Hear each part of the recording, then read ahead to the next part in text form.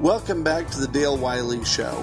Today we have part 2 of the interview with Eric Ambel, where he discusses more of his production work and working as a sideman for artists including Steve Earle. You came back to Springfield and recorded your first solo album. Yep, yeah, the Roscoe's Gang. I just love the Morels. As a younger guy, if you want to get good, you got to play with people who are better than you, Right. And I love the Morels. I had already gone on a couple little vacations where I would sort of surreptitiously insinuate myself into their band for a few days and ride around and play with them. And at one point, I think when the Del Lords album, I forget which one it was, the third one was about to come out, and the manager said, the record label said, we have to hold on to this for 6 months, so you guys have to get jobs. And the next day, I called up the manager, and I told him I had an idea to make a record with these guys. And he said, you bring me a tape of 6 songs, and I want you to explain this whole thing that you want to do on 1 page of paper, and I'll get you a record deal. And he got me a record deal just like that. And it was like, okay, I'm going to Springfield, I'm bringing a couple people down there and doing it with the Morels, and that was that. And there was Sid Straw on that album? Yeah, and Peter Holsapple and Skid Roper played a little bit on there from Mojo Nixon and Skid Roper. Right. Yeah, it was a happening. And it made me think about making records. It's like, really, you want to make a record that you're going to like in 10 years or 20 years. That's what you should be doing. Right. Well, speaking of that, it wasn't terribly long after the Roscoe's Gang that you started doing some or more producing yourself. Tell me how you got into that. Well, I guess I just learned, I learned a lot from Lou. I learned from other people. I learned sort of by negative example because I had been involved in a lot of records and I'd seen people do things that I didn't think were that helpful.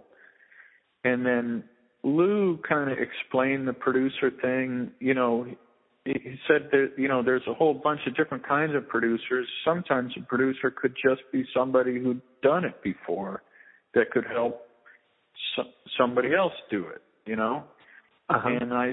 I was seeing these bands in my neighborhood in the East Village, and I was like, that's really great. I think that could be even better, and I just sort of got involved and I got into it, Right.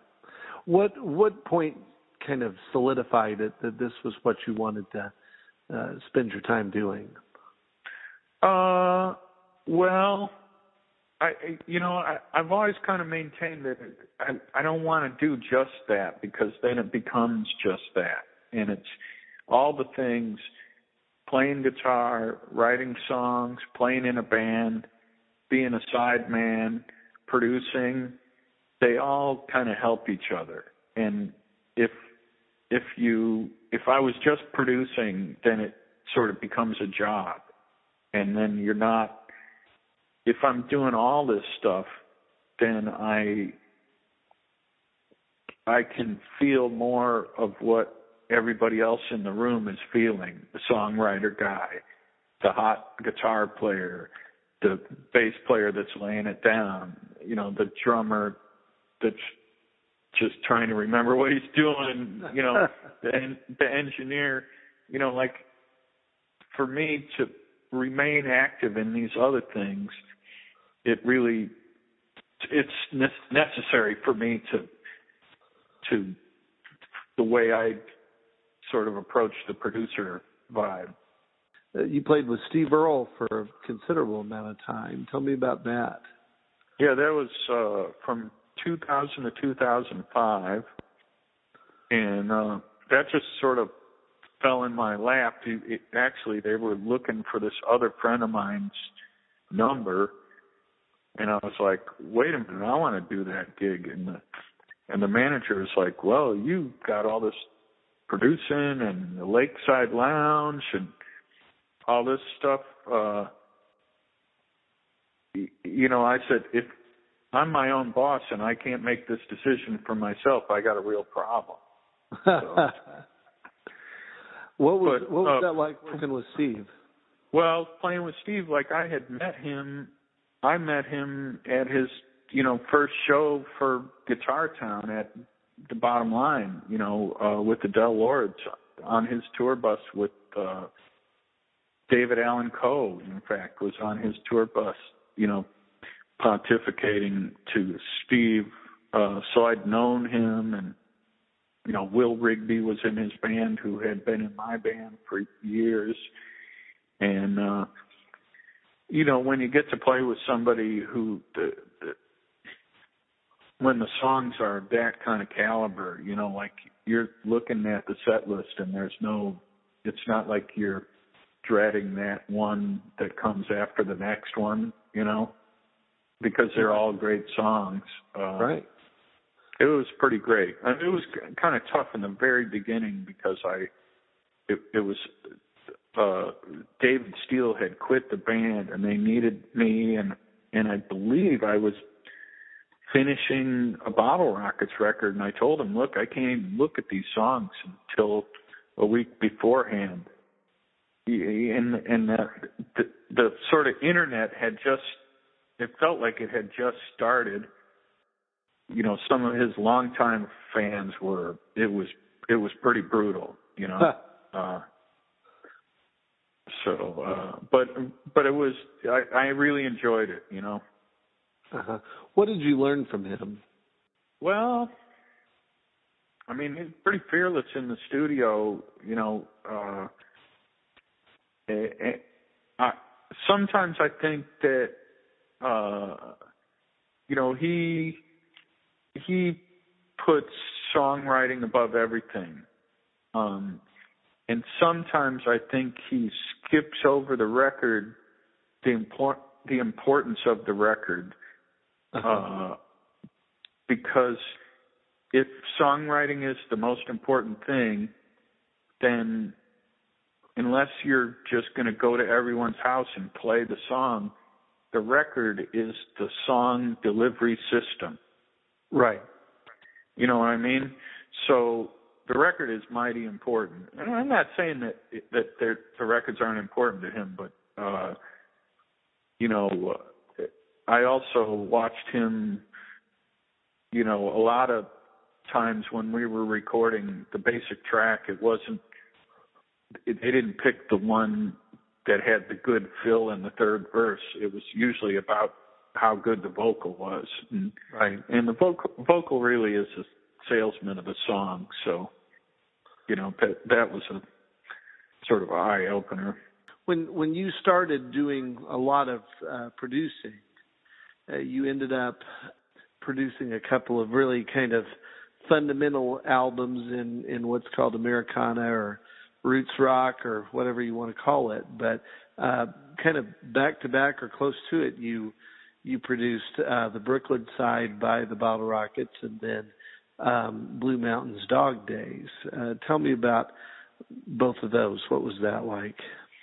Well, I had been doing records for this little company, Eastside Digital, and the guy who ran that thing, Steve Daly, he was like, I'm telling you, I've almost never met another guy who was such a good music guy, record company music guy, and he's not even in the business anymore. But I had been working on stuff for him, Blood Oranges and Go to Blazes, and he came to me with this tape, and he said, I got this band, and they're called the Bottle Rockets, and this is the tape of the guy's songs, and I've already got the first record. They're going to go and record it with John Keane just as a document of what they're doing, but you're going to produce the second record. Like he had a real plan from the very first time he heard their music. You know, he heard this demo that Brian had done up at Longview Farms while Uncle Tupelo was making a record. You know, they had a DAT machine and they were recording the songs. You know, I like to say the rule is there is no rule, but one thing that I do kind of insist on is that I don't like to listen to band demos. I like to listen to solo acoustic version of the song, you know, because if I'm listening to a band demo, then I'm just tweaking what's already there. But if I listen to the solo acoustic thing, I might come up with something that they didn't already think of, you know? Right. And you know, when I heard those demos for the Brooklyn side, there was a song, you know, it's on the reissue, but the demo for I'll Be Coming Around, which had some crazy long title like, you know, when your best friend's on the road and you like his girlfriend and you're listening to Lindsey Buckingham. Right. You know, when I heard that demo, I felt like it was a hot potato. You know, it was almost like I Love Rock and Roll. It was like it was like, oh man, I really got to do a good job on this because this is really good, you know. Didn't you tell me that somebody told you you'd be getting work 20 years later based on that record? Josh Greer, he said that, you know, and I have gotten a job or two, you know. That there's a lot of people like that record, and it's also great that Bloodshot reissued them too, you know. Right. And so after you did that record, then you turned around and you came to Springfield and did Blue Mountains Dog Days. Yeah, that was incredible. You know, that was like, I got those guys at this they were on this perfect trajectory, you know, and it was, some of the songs that we did had already been recorded on this record, is it the Hilltops? Well, they did the Hilltops, and then they did that first Blue Mountain record, you know, too. Uh-huh. Well, maybe there might have been, right, there might have been some, but neither one of those were really, I mean, I don't think they would correct me if they just, the stuff wasn't really recorded that great, you know? Sure. Mm-hmm. And, you know, so I brought them to Lou's, and I kind of, part of what I did with them, I just, you know, I tried to get the Laurie and Carrie thing going as best as I could because they had this incredible singing thing. And then I didn't really want Carrie to be overdubbing. So on a lot of stuff, if the song needed an extra guitar, I played it with them live in the studio. Now, why didn't you want them overdubbing? Because then okay, when you go see a band and they're up there playing together and you love them, that's what you love. Now, the overdub record is like, okay, I love this band. Now I'm going to take each guy in a room and have him tell the story separately, like it's a police interrogation to try to find out who it was that broke Mrs. Johnson's window. You follow me? Sure. But, like, why would you do that?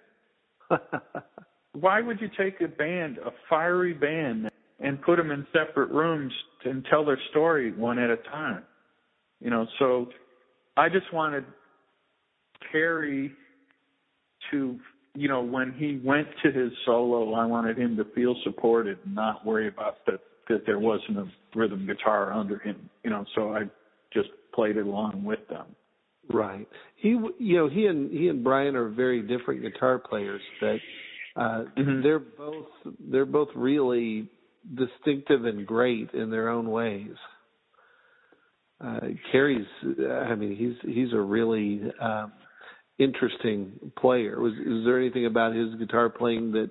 Well, he plays in some really wacky tunings, some tunings that I'd never heard before on some of the songs, and he just had this whole, I'm from Mississippi thing,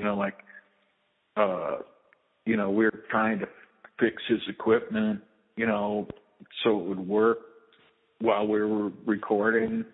It was like, dude, this is your, you should fix this, because this is what you do, Right. And he was almost like so low to the ground, like, I'm not fixing it. That's how I do it, I play with this broken guitar. Right. So that was a difference, I don't think the recording was very easy experience for him. Really? I don't think he didn't really want any suggestions, or it was a tug of war to try to get this. Look, we have to do it this way to get that sound. I know what you're talking about, this sound in your head, and right. Please let me help you. Right. Well, the record turned out wonderfully. I mean, that's another one that. Oh yeah, continued to draw praise 20 years later. Yeah, I think that got reissued too, and there's a nice remastering job on the reissue version. That I think it sounds even better than it did when it first came out. Wow. What are some of the other albums or things that you've been a part of that you're especially proud of?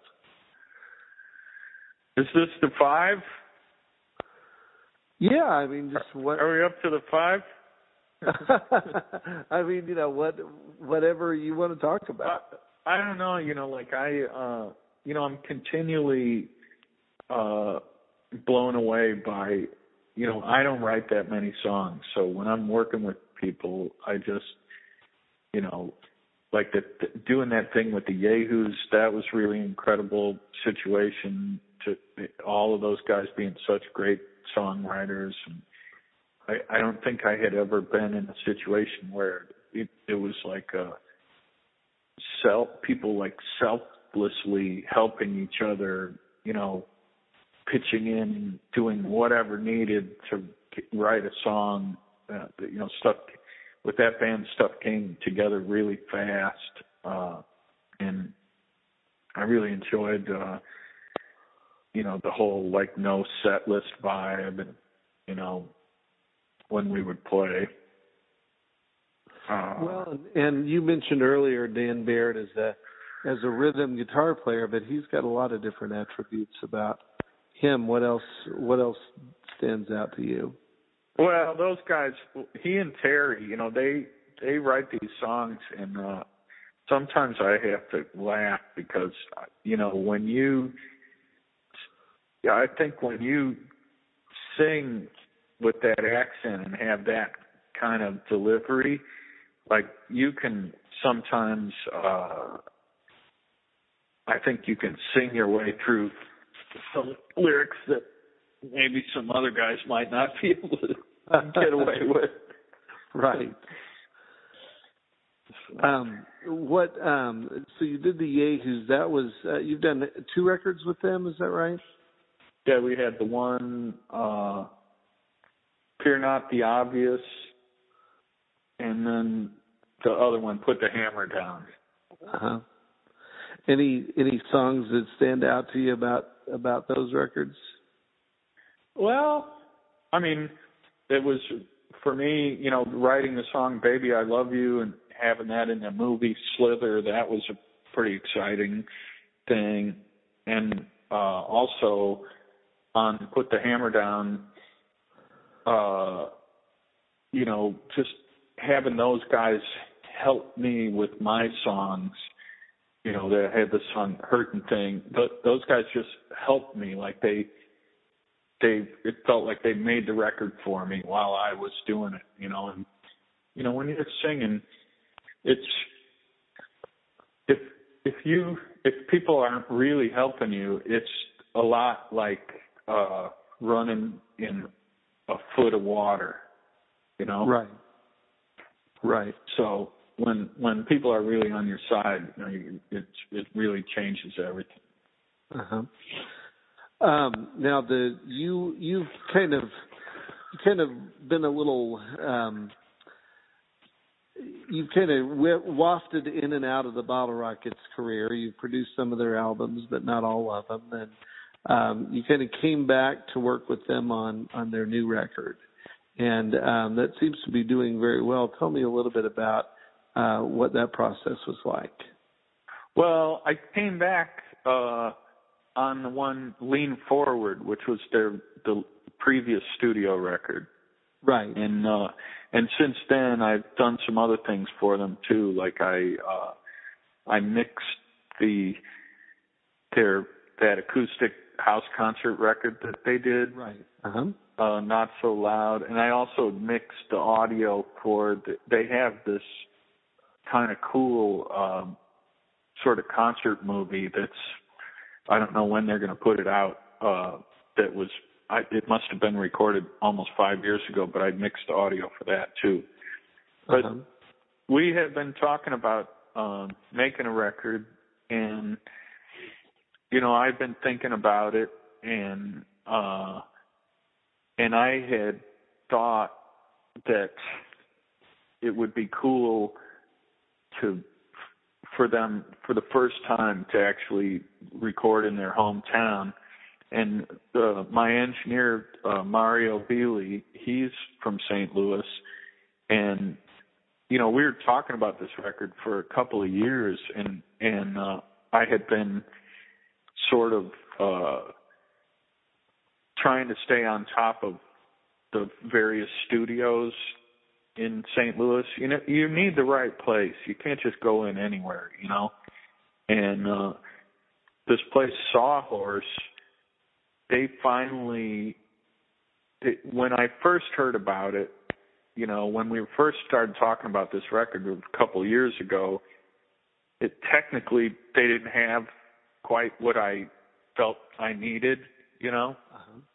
Right. But by the time that we made the record, they had, and so that ended up being really great. And we did this thing where we did 3 separate batches, and we literally did a song a day, which is kind of what I was doing with Steve. You know, where we'd work on one song, and when we get the track, then we'd, you know, take a look at the vocal and get that right, and then slap the harmony on there, and if there's any other guitar parts, we just stay with that song. You know, a lot of times bands are in the studio and they put down all the basic tracks, and then they put down all the guitar solos, and then they do all the tambourine, you know, like there's a guy with a clipboard. But that's not very creative, you know.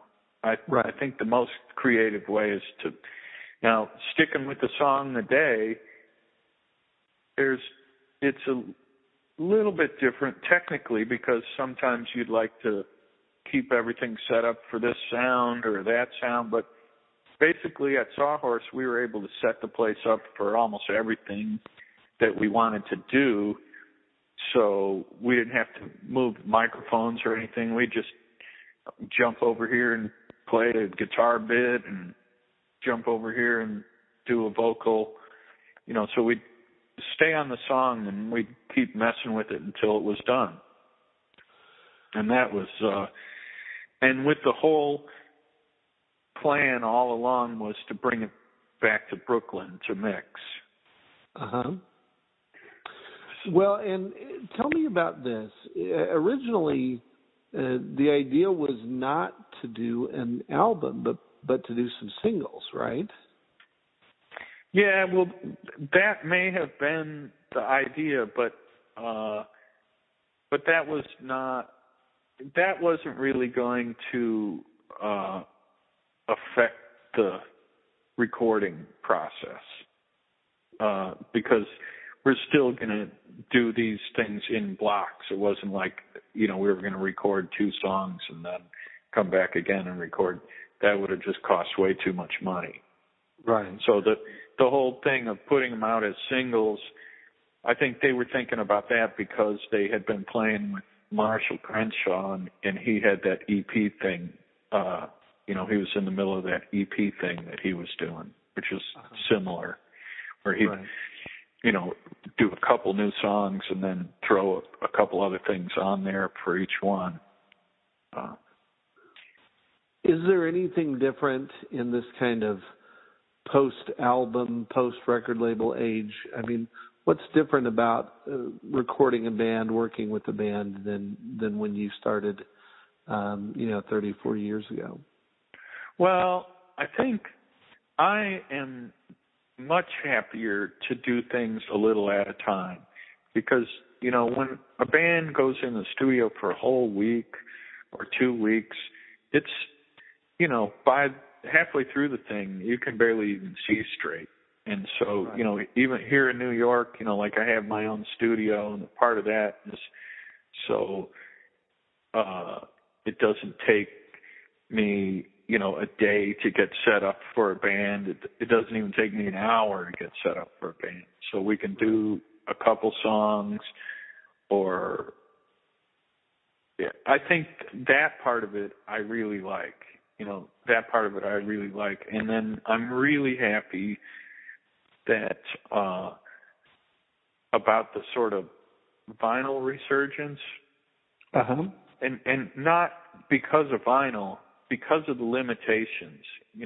When CDs came out, a lot of people don't understand that record contracts had clauses in them where you had to deliver 50 or 55 minutes of music, and the limitations of the album, after you get more than 20, 21 minutes on the side of a vinyl record, the quality starts to take a real dive. Right. So that limitation, I think, is really great. And so I think the last record that I made where I just missed the boat on that was the Del Lord's Elvis Club. We just put a bunch of songs on there, and there's no way we could put it on vinyl. And I just wasn't thinking about that. But I'm so glad that to me that's the best part of vinyl is the limitations.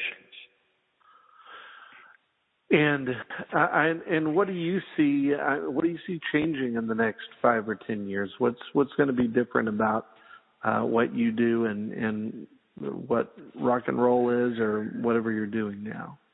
I really don't know. I mean, I think it's, to me, the only thing that we can control is doing a great job, and I just don't think you can screw yourself by doing a great job. So, right. The marketing and all that, online, record store, all that stuff is going to change. But I think there's a lot of people do want to do a really great job, right. So I think that's more important. And like we were saying quite a while ago, you want to make a record that you're going to love in 10 years or 20 years, Right. And it's just like blue jeans and cowboy boots. They don't go out of style. They stop marketing them for a while, and then they start selling them again. Right. We talked a little bit earlier about Lou Whitney. He was a mentor to you and to me. Many people, though, may not have heard that name. Tell me about Lou. Well, I mean, it's just, you don't even know where to start. The guy, he just always had the best quip. There's, at the memorial for Lou, that people put together this book that you might have started it on Facebook, where people were putting down various Lou-isms. You know, he always had something. You know, the best ones I can't even tell you. Yeah, it was just always something. Yeah. Yeah, and but he also, he managed somehow, he worked his ass off. He'd go in the studio and he'd be there late at night, but he managed to always stay really current with the music. You know, it wasn't like he was stuck, you know, even though he loved Buck Owens, it didn't mean that he didn't know what was going on with the latest band, you know. Oh, he studied pop music like a fiend, you know. I mean, he was continually, you know, it was like, you know, it was that in the New York Times, you know. Right. So, right. Yeah. So he was really special, and then, you know, just like any good comedian, you know, there was the physical Lou, you know, just the way he moved, and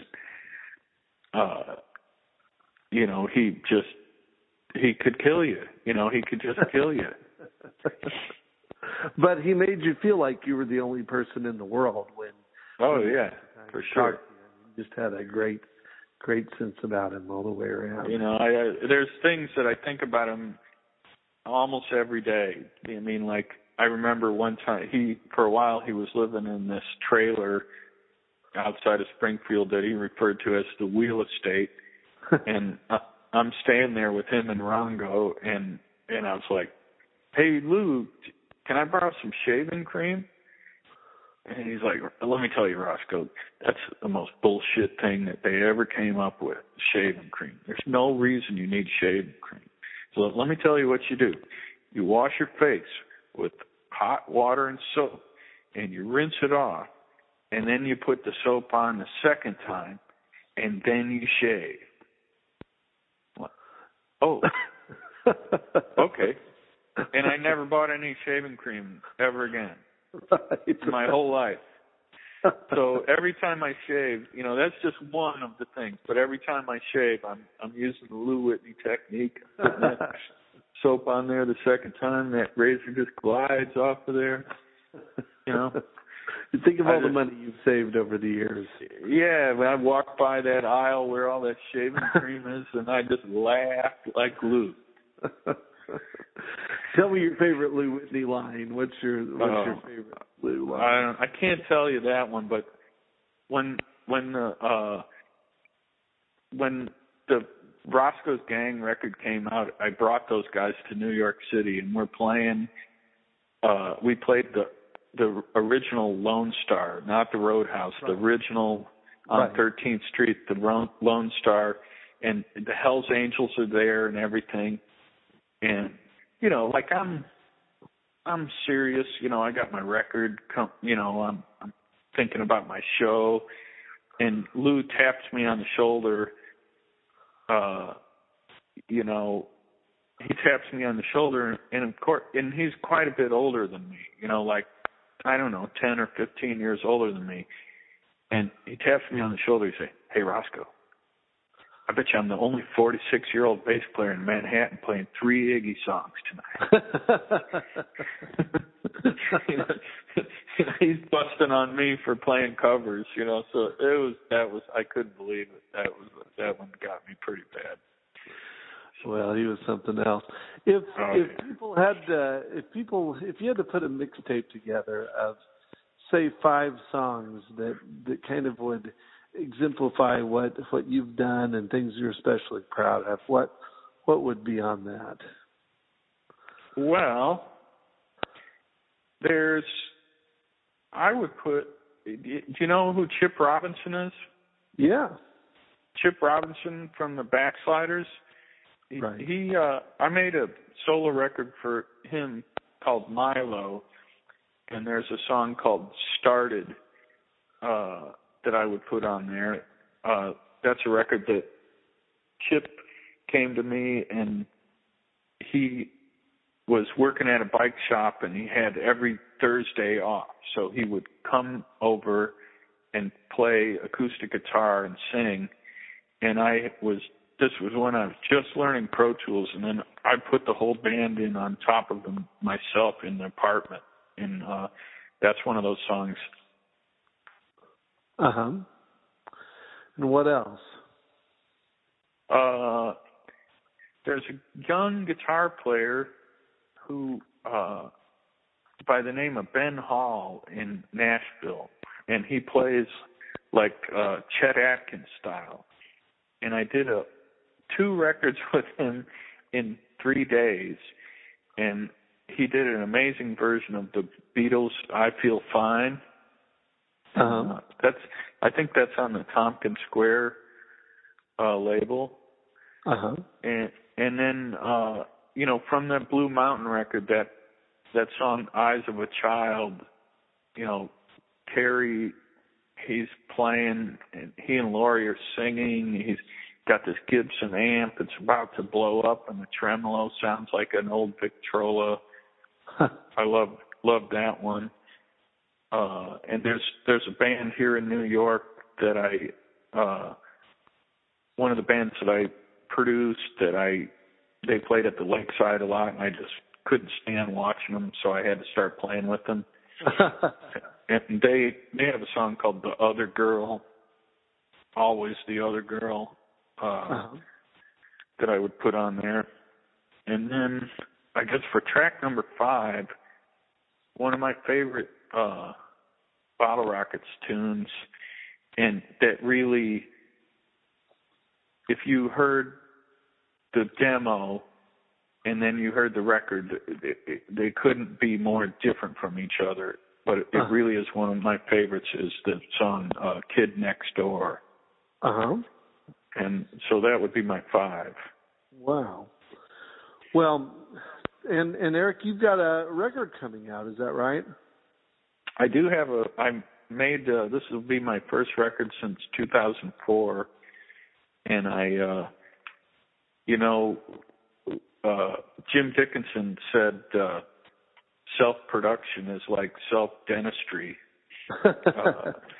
So I got a producer on this one. I had been working with Jimbo Mathis, and I had Jimbo Mathis produce me, and we made a record, and it's coming out on vinyl, and I, like so many musicians that am just waiting for the vinyl. Well, They tell me it'll be done in the middle of February, and then it'll take it a while to get to me because it's being pressed up in Eastern Europe. Well, I'll tell you what. When we get some information about how people can pre-order, we'll get you back on here so that you can tell them about that. Terrific. There will be trucker hats. All right. There we go. So you need to check out the new Eric Ambel album, and remember, there will be trucker hats. This is the Dale Wiley Show. I hope you've had a good time. Hope you go to the website, dalewiley.com, buy some books, throw some money. Copyright 2016, Dale Wiley.